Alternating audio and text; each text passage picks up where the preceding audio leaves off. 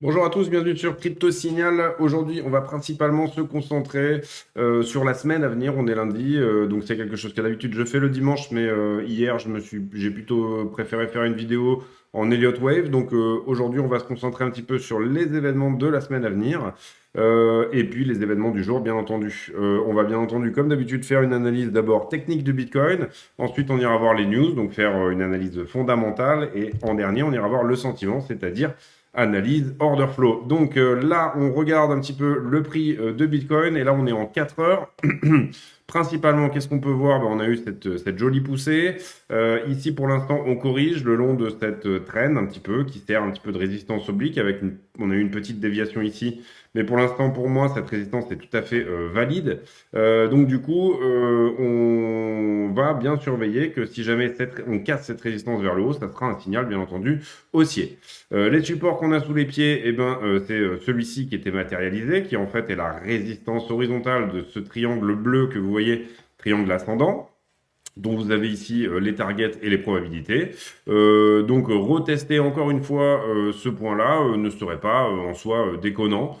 Ici, on avait identifié une poche de liquidité là dans la box verte que vous voyez. Revenir ici retester soit cette ligne orange, soit cette ligne-là est possible. C'est ce qu'on va vérifier un petit peu avec les news et puis avec l'order flow plus tard. Mais théoriquement, pour l'instant, on est plutôt bullish. On pourrait imaginer ici que Bitcoin est en train de nous faire un fanion haussier.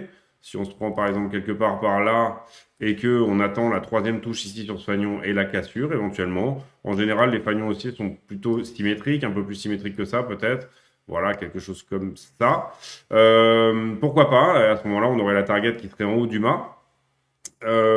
Mais bon, à vérifier. Pour l'instant, le bas de ce fanion ne me convient pas. Par contre, vous comprenez bien que si j'enlève ici cette droite, on sent tout à fait qu'on est en train de glisser sur cette pente. Le prix n'arrive pas à repasser cette pente-là, donc c'est relativement intéressant de la garder sous la main et éventuellement de mettre des alertes là où vous pensez qu'elle pourrait casser. Ensuite, à partir de là, on a fait, je pense, le tour sur, on va dire, l'analyse chartiste, l'analyse technique. On pourrait éventuellement aller regarder un petit peu le momentum. Et là, quand on regarde le momentum, qu'est-ce qu'on voit? On voit quand même ici, et je vais là pour le coup vous enlever cette droite-là, une divergence baissière sur le RSI, c'est-à-dire que le RSI ici est à la baisse sur le au-dessus du prix. Hein. Les divergences baissières se regardent toujours au-dessus du prix. Le RSI est à la baisse alors que le prix monte. Ça veut dire que ce mouvement avait plus de puissance que celui-là. Donc du coup, ça, c'est une divergence baissière. Sur MACD, je pense qu'on a quelque chose aussi. Oui, on a aussi ce mouvement-là qui était plus fort que celui-là.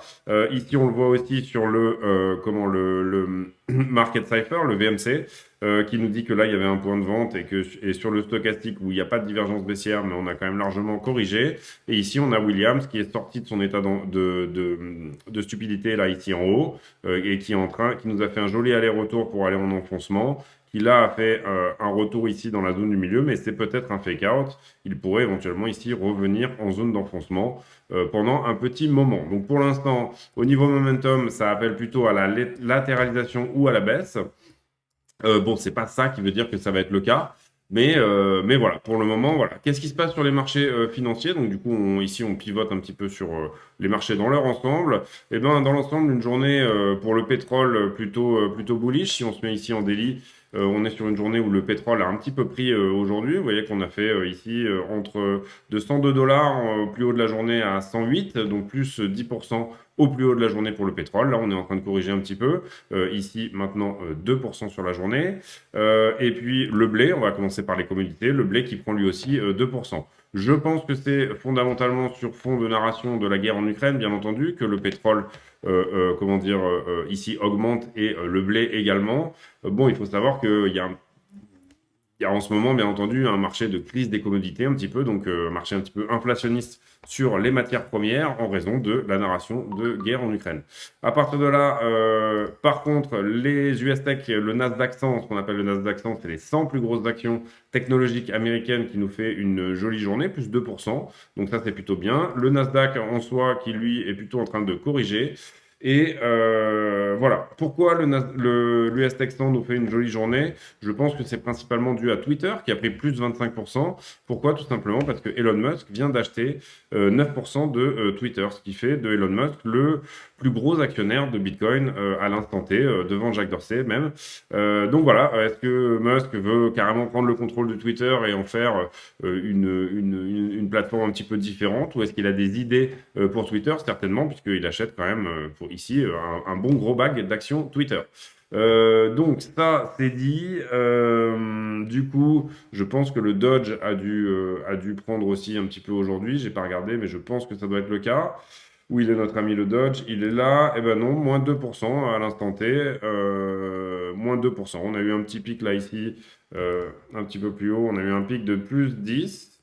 Plus 10, c'est visiblement dans la journée, hein, puisqu'on est en délit là. Donc plus 10 dans la journée et ensuite recorrection vers le bas. À partir de là, d'autres news à venir sur Bitcoin. Et là, on va passer bien entendu plutôt vraiment aux fondamentales et aux news. On va quand même terminer ici avec MarketWatch. Qu'est-ce qui se passe éventuellement ici sur les marchés? MarketWatch qui a pas grand-chose à nous dire, bon, à part cet achat par Elon Musk, pas grand-chose à nous dire. Un petit peu de guerre en Ukraine, inflation et du besoin de taux d'intérêt plus haut pour créer une situation sans précédent. Voilà. Ensuite, donc, du coup, de quoi on parlait? Oui, on parlait donc des news sur Bitcoin. Pour moi, la plus grosse news de cette semaine, c'est la Bitcoin conférence qui a lieu dans un jour et 13 heures, là, vous voyez. Donc, commence mercredi, mais chez nous, ça va commencer probablement le matin, donc, ou voire la nuit. Donc, ici, pourquoi c'est important? Parce que c'est la plus grosse conférence au monde hein, sur le Bitcoin. Donc, il va sûrement y avoir des annonces qui vont être faites pendant cette conférence. En général, ça a assez peu d'impact sur le marché, mais là, il y a une rumeur sur une annonce donc, que je vais vous expliquer là maintenant. Vous voyez que c'est quand même ici 450 intervenants, 35 000 personnes qui viennent qui viennent assister à la conférence. Si on veut voir quelles sont les annonces principales, vous voyez qu'ici, il faut regarder du coup quels sont les intervenants, bien évidemment. Vous voyez qu'ici, il y a le président du Salvador, Michael Saylor, bien sûr. Ici, Saifedan Ammous qui a écrit de Bitcoin Standard.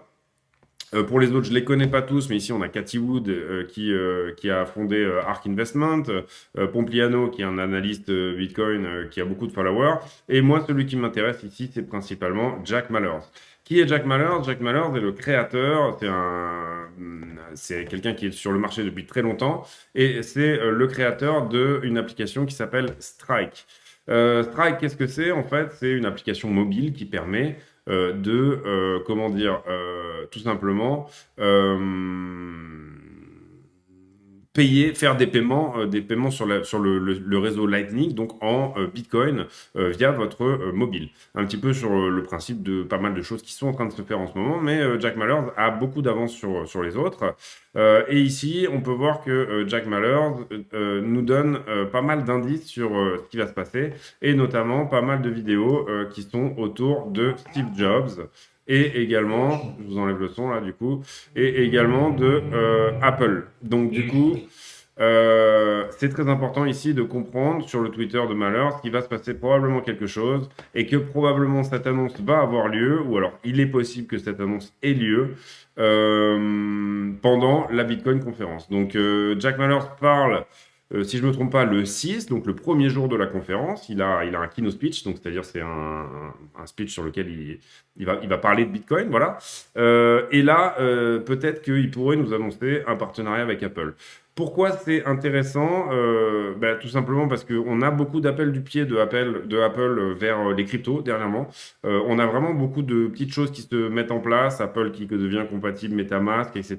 Le Google Pay qui devient compatible avec pas mal de choses. On pense ici que Apple a fait des effets d'annonce. Tim Cook qui annonce en fin d'année dernière qu'il possède des bitcoins et qu'il est très intéressé par la technologie. Steve Wozniak qui était, on va dire, qui a toujours été un des fondateurs d'Apple avec Jobs et qui a été principalement, on va dire, l'ingénieur, enfin l'informaticien de l'histoire qui nous dit lui aussi que il a du Bitcoin et qu'il adore cette technologie. Donc on a des possibilités de penser qu'il va y avoir une grosse annonce par malheur sur Apple pendant cette conférence. Désolé, c'était un petit peu long pour vous expliquer un petit peu l'histoire, mais comprenez ici que potentiellement on pourrait avoir pour moi quelque chose qui est de la taille de l'annonce de Musk, de Tesla qui accepte le Bitcoin l'an dernier. Ça peut être quelque chose vraiment de cet acabit-là. Ça pourrait lancer quelque chose, voilà.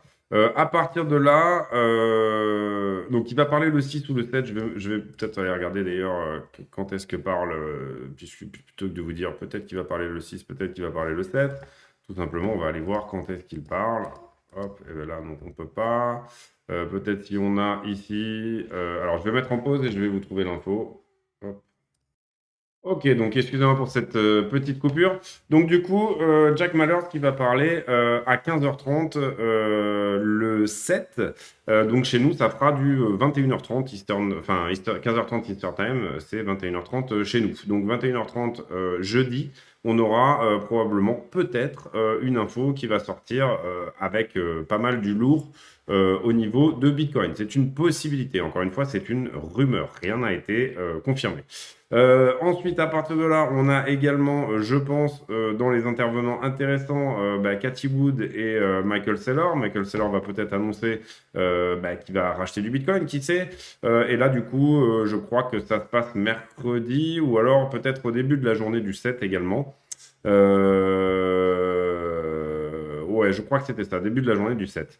Donc voilà un petit peu pour cette grosse conférence. C'est la plus grosse conférence au monde sur Bitcoin, donc probablement des grosses annonces qui vont en sortir. Pour moi, grosse aussi, comment dire, grosse journée mercredi et jeudi pour plusieurs raisons.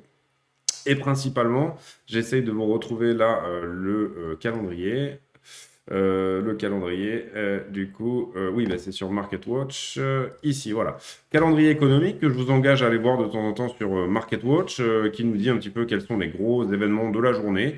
Et ici, vous voyez que mercredi, on aura la publication des minutes du dernier meeting de la Fed. Pourquoi je parle de ça? Parce que la dernière fois, ça a été assez, comment dire, assez important en termes en termes de news, parce que en fait, quand on a publié les minutes de la Fed la dernière fois, c'était il y a de ça déjà un petit moment, en novembre, en fait, il a été annoncé que probablement les taux allaient remonter plus vite que ce qu'on pensait.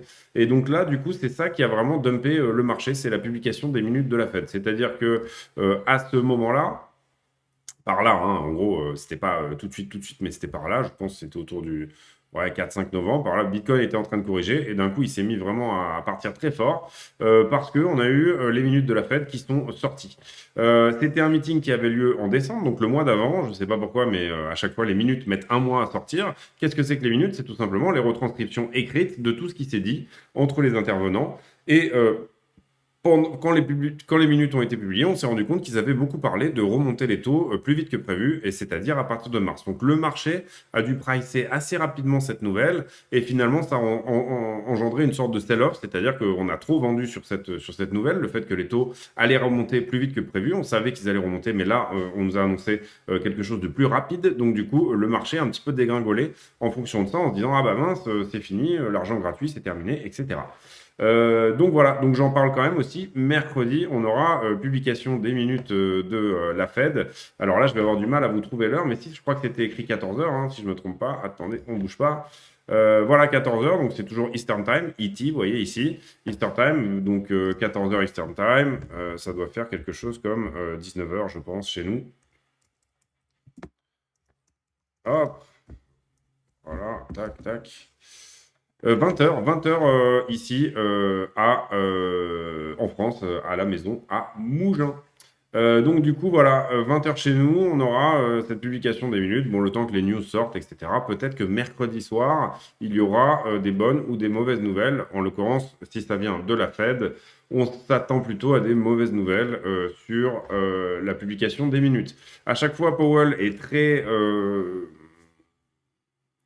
Il est très fuyant sur ses réponses concernant ce qui s'est dit réellement pendant les meetings de la Fed. On va d'ailleurs aller faire un tour, en profiter sur qu'est-ce que pense le marché. Et on pense que ici, vous voyez que sur la prochaine réunion de la Fed, le 4 mai 2022, potentiellement, on a quasiment 70% des intervenants qui pensent qu'on va remonter les taux, cette fois-ci non pas de 0,25, mais de 0,50. Donc là, on a 70% du marché qui pense que ça va être 0,50. Donc le 4 mai, on verra un petit peu ce qui se passe, mais le marché aura déjà pricé la hausse des 0,50. Si jamais l'annonce des 0,50 se fait, elle aura déjà été pricée par le marché. Ici, donc voilà, maintenant on va faire l'order flow sur Bitcoin et ensuite on s'amusera à aller faire un petit peu toutes les altes. J'espère qu'on n'a pas trop tardé là sur la montre. Order flow, on commence vraiment à se densifier ici, je trouve, un tout petit peu au niveau des ordres de vente. Vous voyez celui-ci qui est apparu, celui-ci aussi. Avant, on n'avait vraiment pas grand-chose, un petit peu sur le modèle de ce qu'on avait vu ici. Donc on commence ici à avoir des gens qui veulent un peu vendre, mais vous voyez que dans l'ensemble, globalement, on a bien plus d'ordres qui attendent pour acheter en dessous que d'ordres qui attendent pour vendre plus haut. Ensuite, les options, toujours pour vendredi prochain. Moi, je regarde que les vendredis pour les options, hein. Donc, du coup, on sera le 8. 12 000 bitcoins. Ça a pris 4 000 bitcoins depuis hier. Un max pain price qui a augmenté aussi et qui est à 46 000. Donc, les niveaux d'options qui, principalement, ici, tableraient sur une latéralisation du prix. Quand on regarde ici sur Coinalyze, qu'est-ce qui se passe au niveau de l'open interest et des marchés en levier, des futurs, quoi. On voit ici qu'on est principalement ici sur des gens qui veulent longuer le Bitcoin. On voit que en fait, quand on descend du coup et quand on fait ces mouvements-là, on fait du deleveraging, c'est-à-dire que ici, on nettoie énormément de contrats. Donc là, vous voyez qu'on a pris ce point-là. Là, le prix va pour remonter parce qu'on avait eu un énorme short qui s'était ouvert ici, vous le voyez. Du coup, ça deleverage, comment dire, oui, ça deleverage un petit peu dans l'autre sens, même si on n'a pas beaucoup de contrats ici qui se ferment. Et là, on a une latéralisation du prix. Ici, probablement, étant donné que le prix ne fait pas grand-chose, on a une très grosse position qui s'est fermée. C'est-à-dire quelqu'un qui a dit, bon, une position à quasiment 700 millions qui s'est fermée d'un coup, là. Vous voyez que le prix ne fait rien. Le funding, tout d'un coup, ça fait remonter le funding. Donc, ça veut dire que c'était certainement une position en short, là. Quelqu'un qui avait shorté et qui s'est ravisé, qui a une très, très grosse position. Théoriquement, ça aurait dû faire remonter un peu le prix, mais c'est un peu le cas, d'ailleurs, vous le voyez.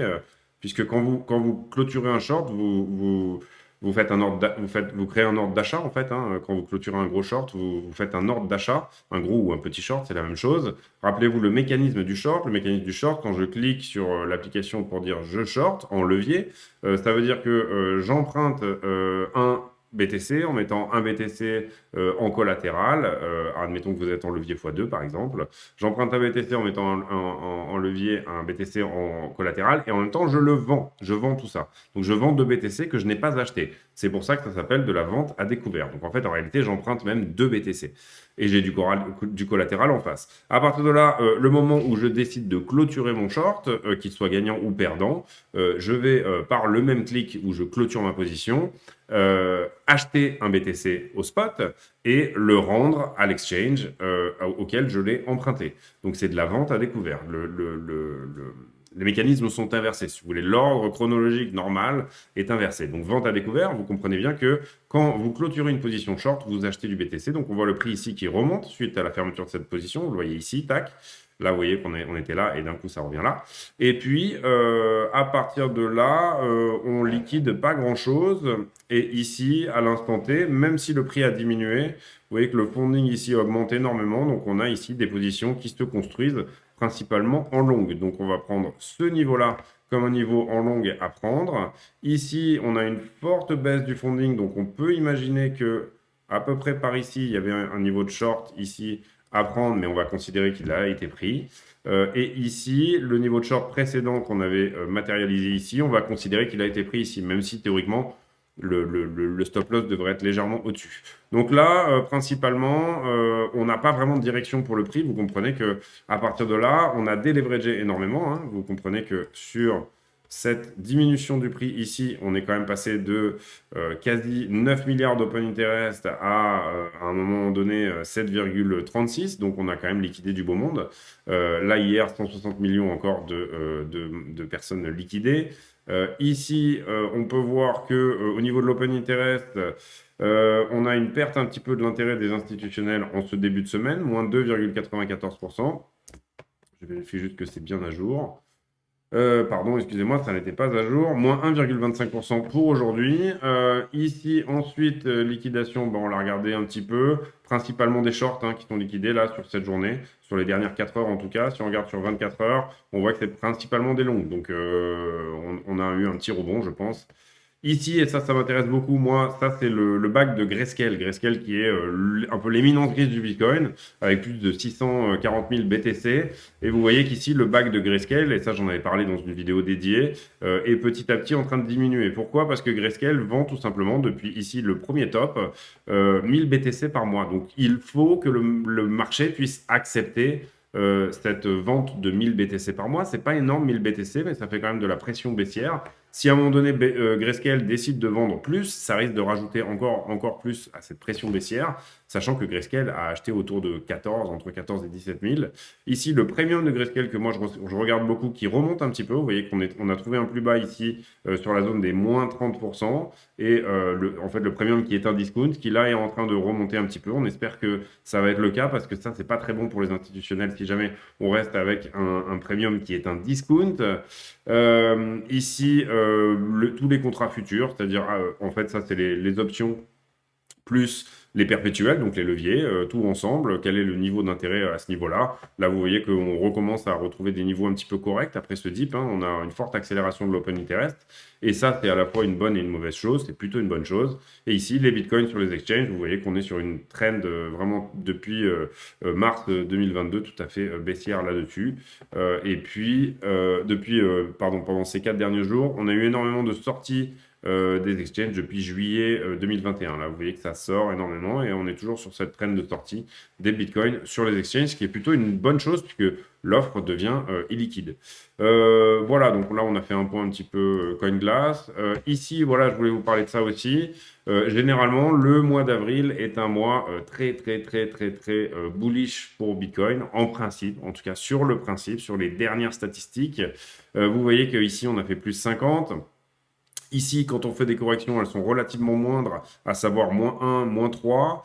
Là, plus 8%, plus 32%, plus 33%, plus 34%, plus 34%, moins 2% l'année dernière. Et là, pour l'instant, on est en train de se construire sur un début de hausse.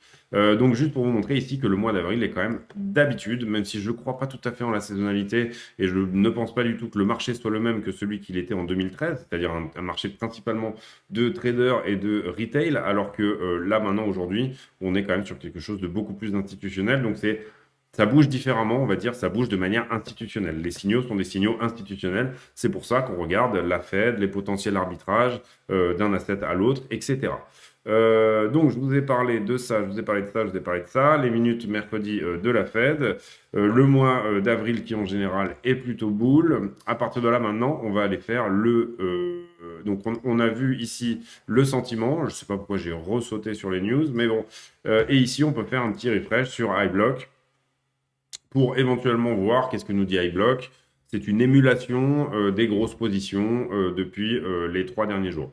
Enfin, moi, je le vois comme ça. À partir de là, on voit que là, le sentiment de short, c'est quand même pas mal reset. On est vraiment entre deux eaux, là. C'est pour ça que je vous dis que c'est difficile, en tout cas, en utilisant l'open interest et les liquidations, d'avoir une direction pour le prix, parce que finalement, on a autant de monde au-dessus qu'en dessous, là. À partir de là, c'est assez compliqué ici de dire sur les 3-4 derniers jours où va aller le prix à l'instant T. C'est un petit peu ce que je vous ai dit aussi hier en faisant du Elliott, et c'était le bon moment pour faire du Elliott, je pense, parce que, comment dire, c'était... moi j'utilise Elliott, mais quand j'ai une direction pour le marché, donc là, je vous ai montré les 2 directions possibles en Elliott, je vous ai montré qu'il y avait beaucoup de décomptes possibles en Elliott et qui tenaient selon les règles d'Elliott, donc je vous ai dit, faites bien attention à regarder. Et là, vous voyez... Et ça revient encore une fois à ce que je vous dis, on est au milieu de la balance là. Alors bon, ça c'est une émulation aussi, c'est une manière de la part de Kingfisher de voir les choses. C'est un algorithme, donc il peut nous dire des choses qui sont vraies, il peut nous dire des choses qui sont algorithmées, donc pensées par un ordinateur. Et donc du coup, c'est un être humain qui lui a dit, il faut que tu penses comme ça. Donc ça reste un algorithme, ça reste assez bête au final, si l'être humain qui l'a fait était lui-même... Enfin, ça reste une manière de faire. Voilà, vous comprenez ce que je veux dire quand je dis algorithmé, ça n'a pas la sensibilité d'un être humain. Et c'est pour ça qu'on fait ensemble tous les jours ces études de l'order flow. Mais vous comprenez ici qu'on est entre deux balances, sur le poids vraiment, et on est en train de dire, bon, ben, je vais en haut ou je vais en bas là, finalement, qu'est-ce que je peux faire à partir de là, parce qu'on a deux grosses poches de liquidité qui se sont créées à la fois au-dessus et au-dessous. Si jamais ce type de contenu vous plaît, n'hésitez surtout pas à venir nous rejoindre sur le Discord de la chaîne, n'hésitez pas à vous abonner, activer la cloche des notifications, bien sûr, et puis, comment dire, vous laissez un commentaire, un petit like, quelque chose. Ici, notre baleine préférée qu'on suit assez souvent, qui a vendu, et ça, j'en avais parlé déjà hier, je pense, qui a vendu ici du BTC encore sur une base de 1005. Donc, on va revenir un petit peu, et on n'a pas fait les news directement de CoinDesk. CoinDesk qui nous dit que le marché réagit à l'achat de 9,2% des actions de Twitter, le marché des cryptos, et que l'Oklahoma est en train de voir pour faire une taxe plutôt rémunératrice, on va dire, pour les mineurs de Bitcoin. Rémunératrice au sens incentive, vous m'avez compris, quoi, c'est-à-dire plutôt incitative, voilà. Voilà, pas d'autres grosses news. Ouais, le metaverse de Shiba Inu. Voilà, pas d'autres grosses news comment dire, ça serait intéressant de regarder éventuellement. Qu'est-ce que nous dit Vitalik là ici sur, ça date du 1er avril. Je ne suis pas encore allé voir cet article. Et là, les, les gens qui doivent faire la monnaie centrale européenne en CBDC, c'est-à-dire la monnaie centrale digitale européenne, qui se battent avec des problèmes de privacy issues, des problèmes de confidentialité. Voilà. Donc voilà, on a pas mal fait le tour là-dessus. On est à 26 minutes.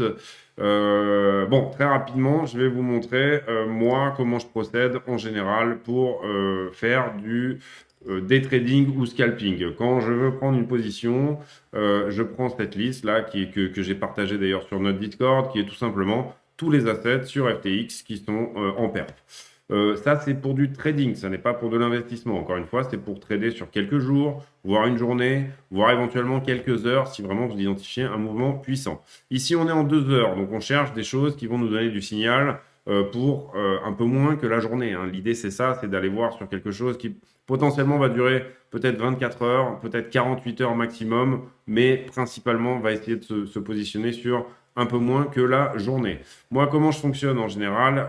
Ici, je prends ces indicateurs-là, c'est-à-dire le shop, le VMC, que j'agrandis vraiment beaucoup parce que je l'utilise vraiment pas mal pour en tout cas voir assez vite des setups. Ça me permet très vite de voir comment ça se passe. Et puis, bien sûr, le RSI pour avoir une première idée. Est-ce qu'il y a des divergences, des choses comme ça qui se créent, etc. Le MACD, moi, je ne l'utilise pas pour ce type de trade, mais parce que finalement, j'ai déjà en fait plus ou moins cette information dans le Market Cypher.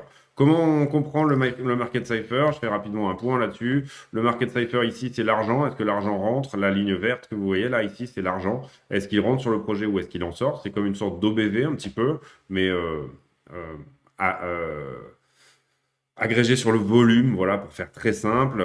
Ici, les vagues bleues, c'est le momentum.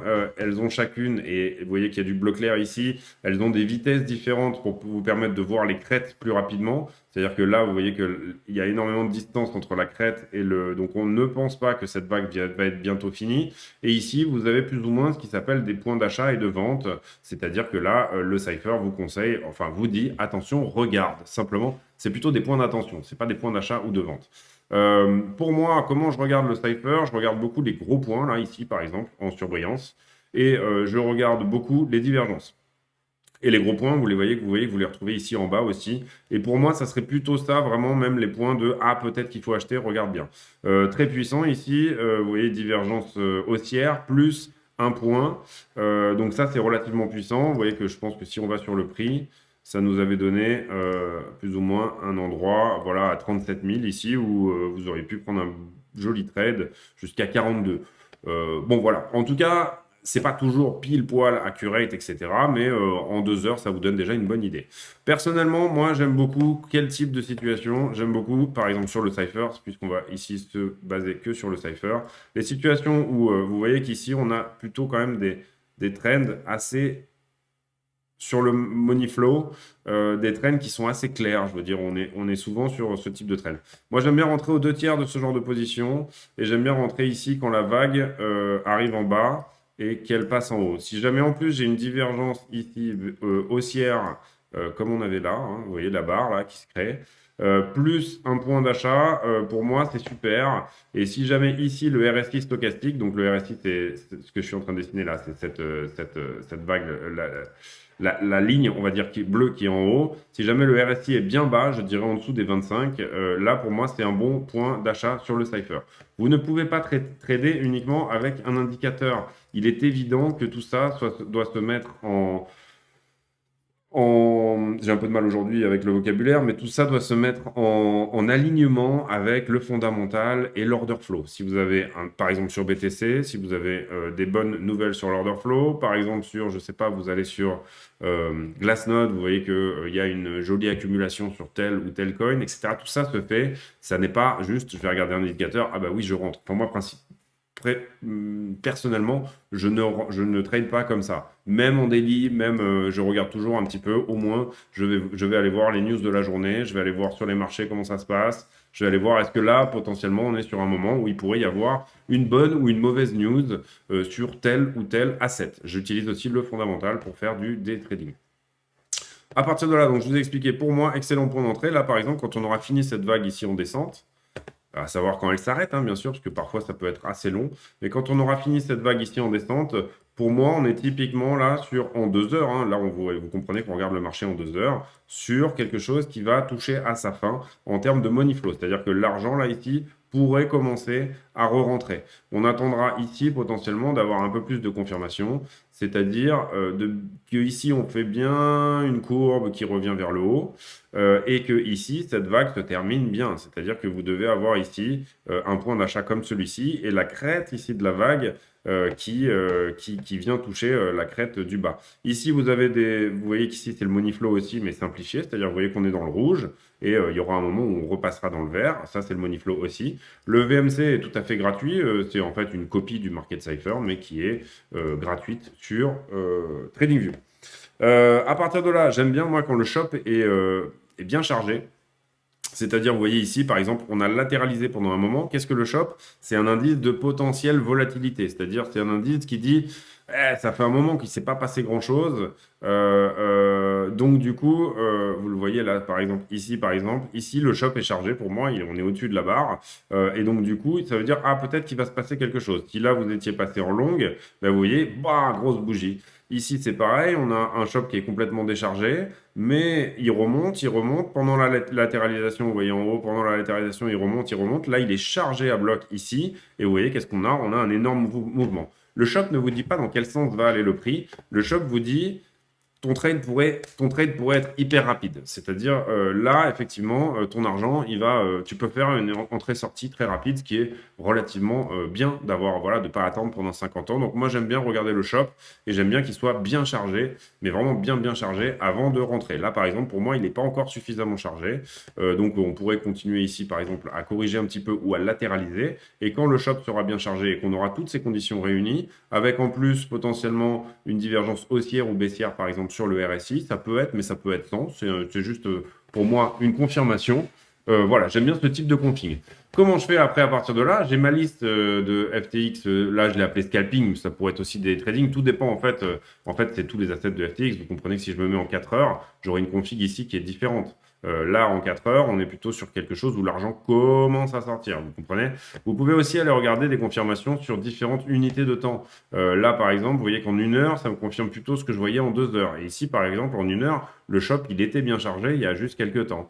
Voilà. En gros, jouez un peu avec les unités de temps. Là, en 4 heures, par exemple, ça me dit un peu trop quelque chose de différent, mais en soi, on pourrait en fait avoir ce type de trigger en 4 heures, c'est-à-dire que là, on a eu beaucoup d'argent qui est rentré pendant longtemps. On voit que c'est même plutôt neutre, hein, puisque l'argent est rentré, il est ressorti. En 4 heures, j'ai pas vraiment de divergence ici qui s'est créée, puisqu'elle n'a pas été confirmée. Là, vous le voyez, elle a pas été reconfirmée en faisant le cross zero plus repartir. Là, j'en avais une potentielle. Ici, on a refait quand même un cross zero. Voilà, vous voyez, en tout cas, vous voyez ce que je veux dire sur en daily, par exemple, si vous voulez faire un trade de 1 semaine.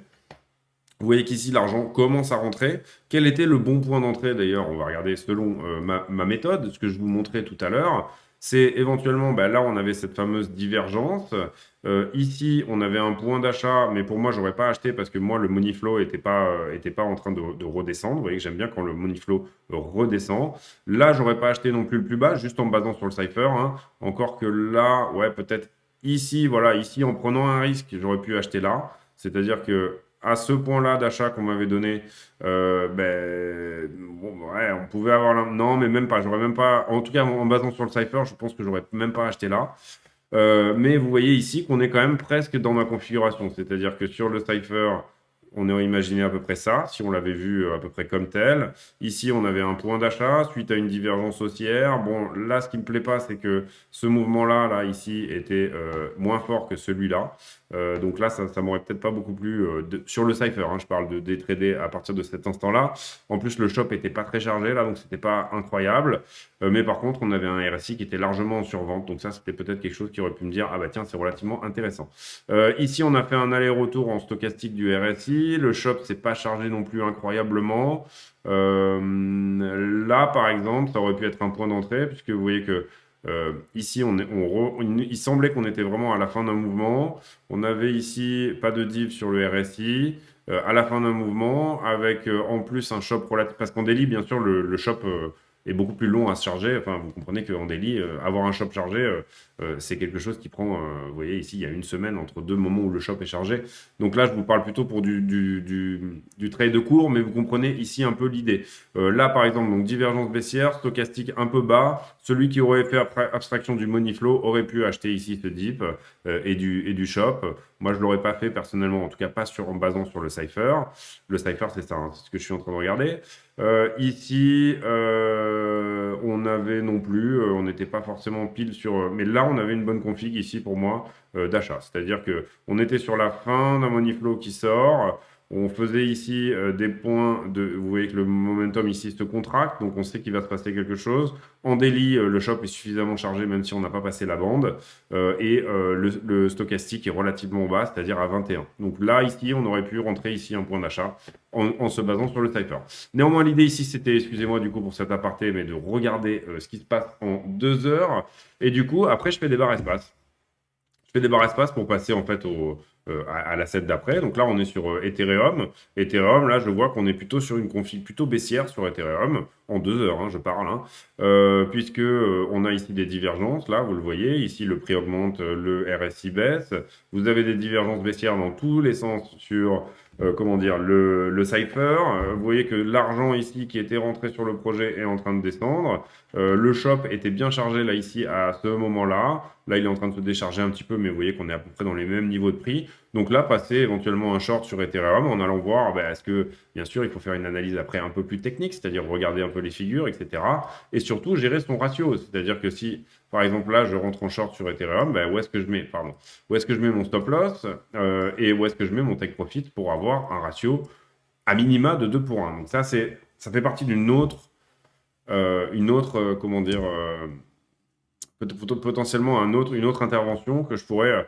Alors là, c'est pareil, je suis sur Phantom. Moi, j'avais longué Phantom dernièrement. J'ai pris mes profits là, puisque j'avais longué quand Crogneux est sorti. J'ai attendu que ça corrige la fin de la correction. Dès que j'ai vu une structure, je suis rentré là-dessus. Ici, est-ce qu'on a. Donc là, moi j'ai TP là-dessus, mais est-ce qu'on a quelque chose d'intéressant là? Bah oui, on pourrait éventuellement rentrer en short. On voit que ici sur le money flow, et là encore une fois, on regarde en 2 heures, hein, donc on ne fait pas d'analyse long terme, on parle de quelques jours. Ici, le shop était bien chargé, là, vous le voyez. Le money flow était vers le bas. Alors là, pour le coup, si on veut shorter, c'est l'inverse. Il fallait shorter, bien évidemment, le moment où le stochastique était le plus haut. On avait aussi un point de short là qui nous disait, bah, tu peux shorter là, mais vous voyez qu'il n'a pas été confirmé. Pourtant, ça aurait pu être quelque chose que j'aurais pris, moi, c'est-à-dire, on avait cette divergence, ce point de short ici de vente. Ouais, peut-être le money flow n'était pas encore en train de descendre. Là, Phantom, pourquoi pas un petit short. Voilà. Après, ça reste des manières d'apprécier les choses, hein. Vous comprenez ici que ce sont des manières, là, vous voyez qu'on est pile poil sur les niveaux que j'avais donnés avant. Solana. Donc Solana, qu'est-ce qu'on a? Eh ben, c'est un petit peu pareil, en 2 heures, hein, encore une fois. On pourra aller vérifier qu'est-ce qui se passe en 4 heures. On voit que c'est à peu près la même chose. En 1 heure aussi, on est à la fin d'une grande période où l'argent est rentré. Là, c'est en train de ressortir. On accumule des divergences baissières, ici des points de vente qui s'accumulent tout le long. Vous comprenez ici que on n'avait pas toutes les conditions réunies là, hein. Là, il nous dit de vendre, vendre, vendre, vendre, vendre, vendre, vendre, vendre, vendre. Mais pour moi, il n'y a pas les conditions réunies, c'est-à-dire le money flow qui commence à sortir. Et là, vous voyez qu'il est en train de faire un mouvement. Donc potentiellement aussi ici, un shop qui était bien chargé à partir de là, bah, ne serait-ce qu'en prenant ce petit short ici, vous auriez pu faire un petit -8, moins 7. C'est correct pour un short, par exemple pour levier x3, plus 20%, ça va assez vite, voilà. Là, est-ce que c'est terminé? Bah, pour l'instant, on n'a pas de point où vraiment ça nous dit que c'est terminé, cette config de short là sur Solana. Vous voyez ici que cette vague-là n'est pas finie. Vous pourrez considérer que cette vague est finie quand la vague bleue claire rejoint la vague bleue foncée et quand le shop est totalement déchargé, par exemple. Par exemple, hein, voilà, c'est une manière de voir les choses. Atom, eh ben, on avait aussi une grosse configuration de short ici, vous le voyez sur le cipher, l'argent qui commençait à sortir, etc. Donc là, on avait un point où on nous disait de shorter. Le shop était chargé au max à partir de là.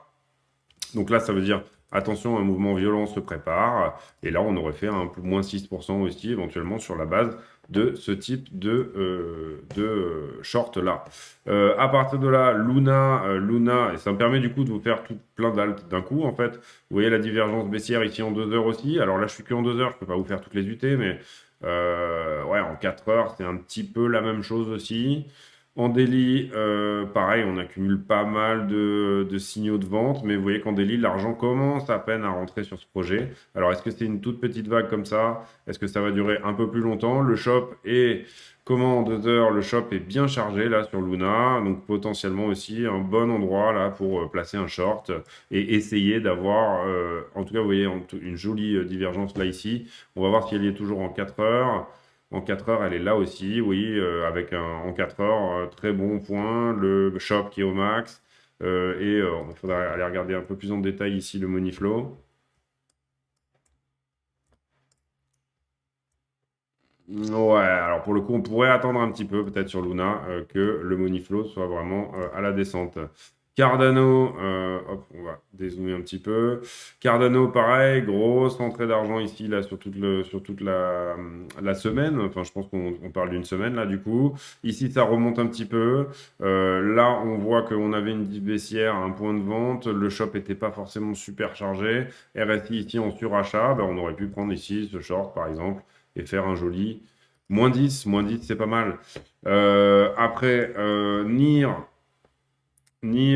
on voit ici, pareil, une divergence en 2 heures, hein, encore une fois, toujours aussi. Beaucoup de points de vente ici en 2 heures. On nous dit vend, vend, vend, vend, vend, alors que le prix monte, monte, monte, monte, monte. Donc ça, en général, ça sous-entend qu'il va y avoir quelque chose d'assez violent dès que le shop est chargé. Là, on avait un shop chargé, mais ça n'a pas marché. Ici non plus. Ici, ça a dû quand même prendre une petite claque sur NIR. Hop, très mal fait.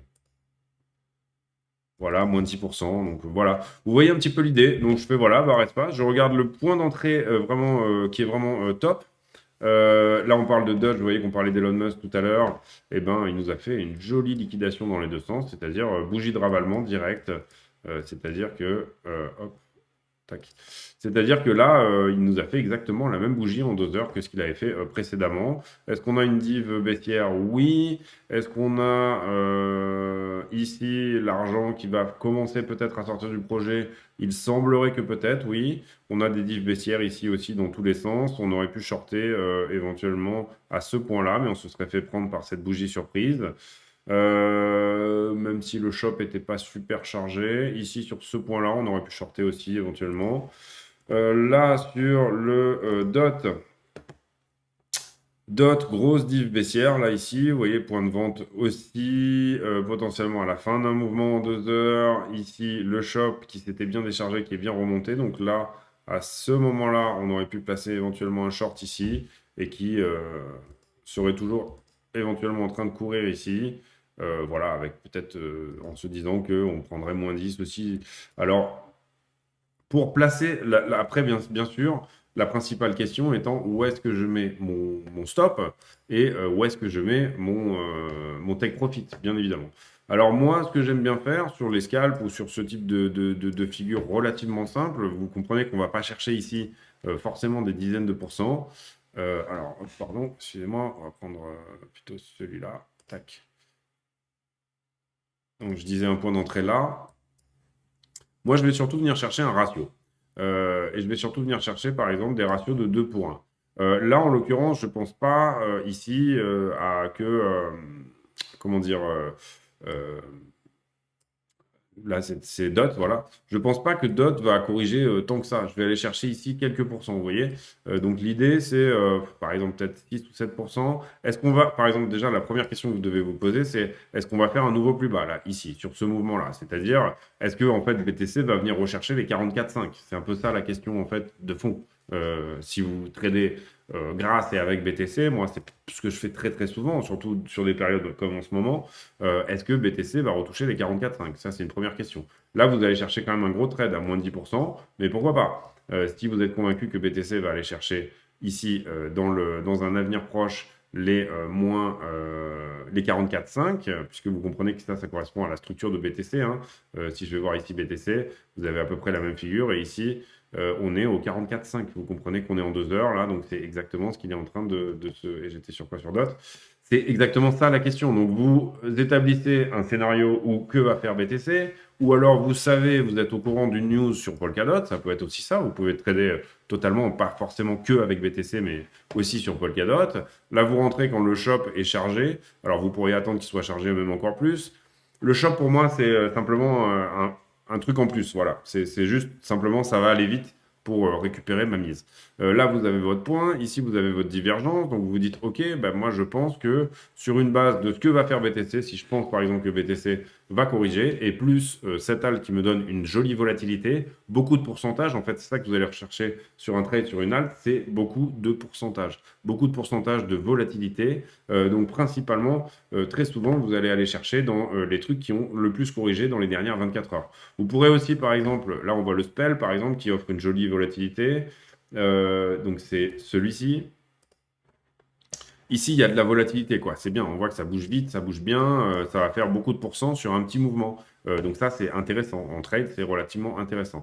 Je ne trade jamais, moi, sans stop loss. Je trade jamais, j'ouvre même pas le trade sans avoir réfléchi à un stop loss. Ici, vous voyez, sur Spell, on a beaucoup de volume ces derniers jours, donc moi, ça m'intéresse. Ça, c'est déjà quelque chose qui m'intéresse. Vous voyez que le shop est pas encore chargé. Vous voyez que ici, on a potentiellement un setup qui se représenterait plutôt en short, encore que pour moi, on en a pris une partie déjà ici. Donc là, à partir du moment où là, on est monté, il est vraiment possible qu'ici, on vienne corriger absolument la totalité de ce mouvement. Donc voilà, après sushi, enfin voilà, moi je fais comme ça. Je fais ma barre espace et je regarde le truc qui m'intéresse, qui a beaucoup de volatilité, le truc qui m'intéresse le plus. Là, par exemple, on voit SLP, Smooth Love Potion. Ça m'intéresse parce que il a fait plus 10. Bah, là, je pense que c'est peut-être quelque chose qui soit va faire du plus ou va faire du moins très prochainement.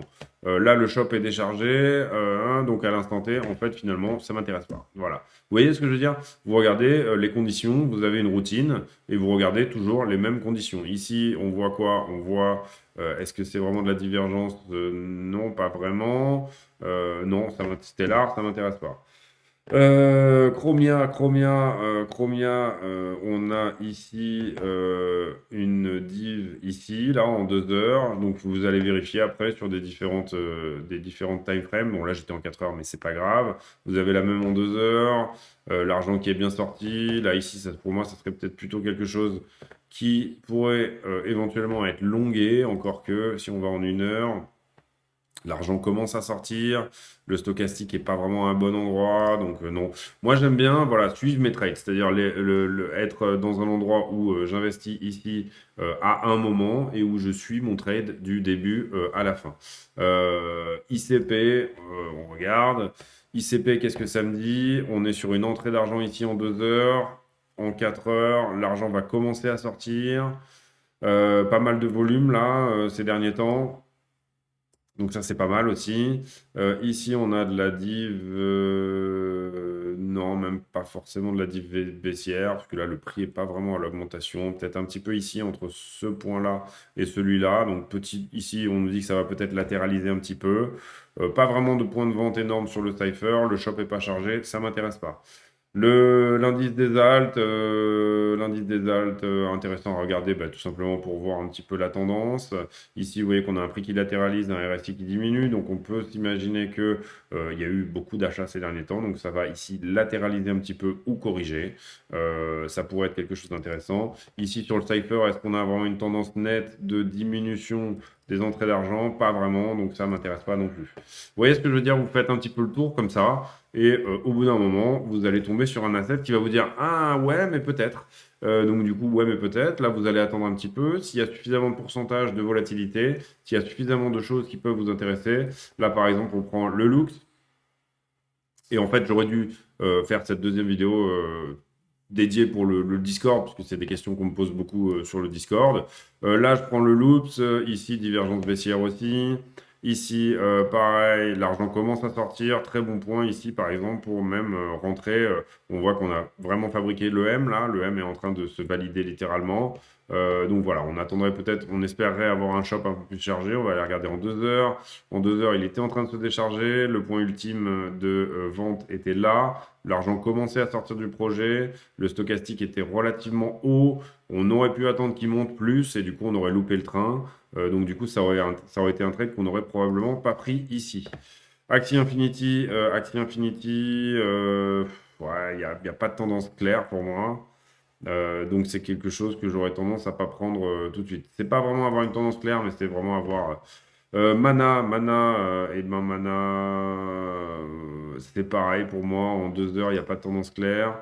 En 1 heure, sur le RSI non plus. Ici, potentiellement, on est sur un potentiel niveau où on pourrait faire un achat, mais le shop est pas très chargé. Ce truc risque de latéraliser pendant un bon moment. Ici, Curve, qui est un asset que j'aime bien, moi. Donc, du coup, ici, on avait des points qui nous disaient plutôt de shorter. Ici, on avait un shop qui était bien chargé, mais RSI trop bas pour moi pour faire un ordre de short, là, à l'instant T ici. Donc, j'aurais pas pris ce trade-là. Ici, le RSI remonte, le shop se décharge un petit peu. Ouais, peut-être que là, ça aurait potentiellement été quelque chose de pris, mais voilà, c'est pas forcément une bonne config non plus. Donc là, pour l'instant, moi, de ce que j'ai vu, dans tout ce que j'ai vu, je me rappelle plus, mais je crois que FTM présentait une bonne config de short. Eh ben non, parce on l'avait passé. NIR est donc plutôt des bonnes dispositions pour shorter, mais on attendrait que le shop soit un peu plus chargé et le RSI un peu plus. Ouais, le RSI déjà un peu trop bas. Donc non. Ouais, bah à l'instant T, peut-être qu'il faudrait tout simplement ne rien prendre. En fait, on a loupé un peu le coche là tout à l'heure ici. Donc voilà, très bientôt aussi, FTX proposera directement de trader sur TradingView. Donc ça pourrait être intéressant de linker votre code, votre compte, on va dire FTX, à TradingView. Vidéo qui fait 52 minutes, donc je vais m'arrêter là. C'était simplement pour vous présenter, moi, ma manière de travailler pour les trades très courts, les trades, voilà, le day trading, ce genre de choses. Bah voilà, c'est tout simplement d'aller chasser un petit peu ce type de config en termes de momentum qui m'intéresse, en termes de structure aussi. Donc je regarderai. Là, vous comprenez que j'ai regardé beaucoup les indicateurs de momentum, donc c'était principalement, on va dire, une intervention sur le momentum, mais bien entendu, vous allez regarder aussi la structure de prix. Est-ce qu'il y a une structure chartiste qui vous parle ou pas? Donc là, le mieux étant de tout simplement enlever les indicateurs de momentum pour pas avoir de biais, et puis regarder un petit peu toutes les figures. Bon, là, on voit que bah, j'allais dire, ça ressemble à BTC, mais c'est BTC.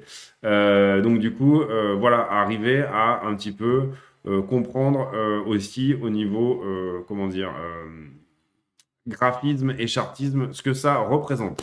Désolé pour cette vidéo un petit peu longue, mais du coup, il y avait du fonda et puis il y avait aussi un petit peu du trade à côté, expliquer un petit peu comment je travaille moi avec mes indicateurs et le cipher et mes petites listes qui me permettent d'aller assez vite dans la manière de trier les choses.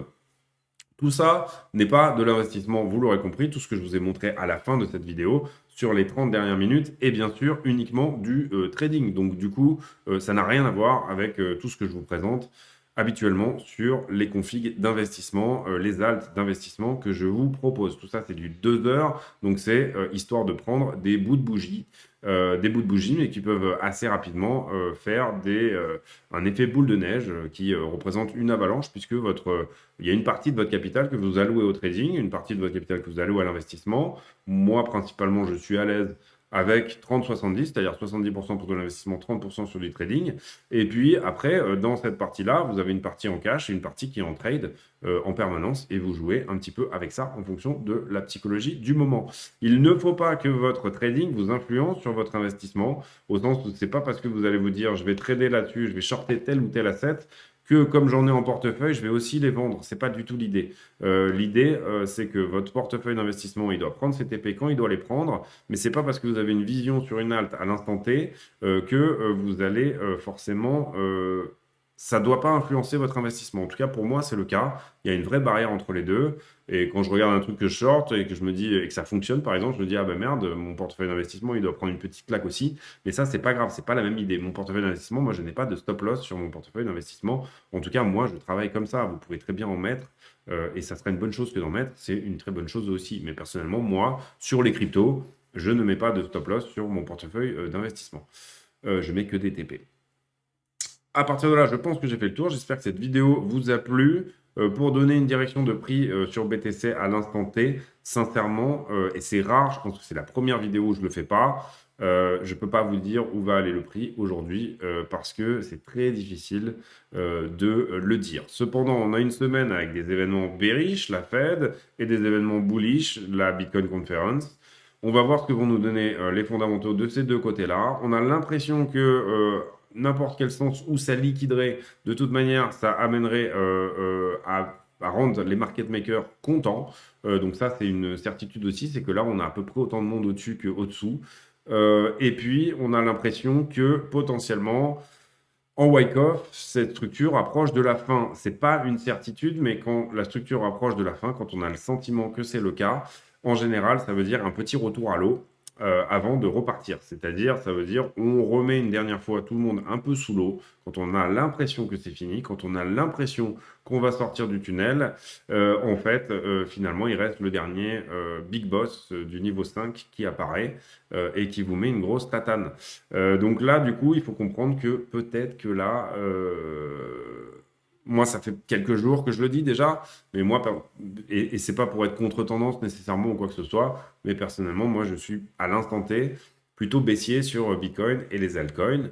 Ça ne veut pas dire qu'on n'est pas sur une reprise de bull run et sur une tendance haussière. Je parle de court terme. Je ne parle pas d'aller aux 20 000. Ce n'est pas du tout l'idée. Je parle de éventuellement déleverager en bas pour ensuite accumuler encore plus de short au-dessus et là, du coup, se lancer dans un short squeeze.